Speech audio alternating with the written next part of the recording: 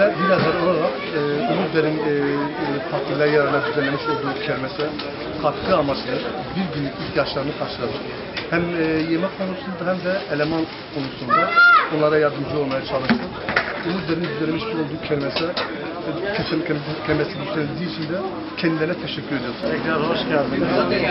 Bugün kermesimizin 4. günüdür. Son günümüzdür yani. Bu 4 gün zarfında Batman halkının teveccühüne teşekkürlerimi, şükranlarımı sunuyorum.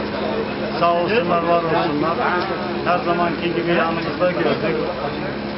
Çok memnunuz. Teveccühlerinde, davranışlarında. İnşallah katkıları neticesinde çok daha güzel fakir ve muhtaçlara ulaşacağımıza inanıyorum. Beklediğimiz hemen hemen aynı şeyler gerçekleşti. İnşallah önümüzdeki süreçte daha güzel, daha iyi beklentiler içerisinde olacağız inşallah.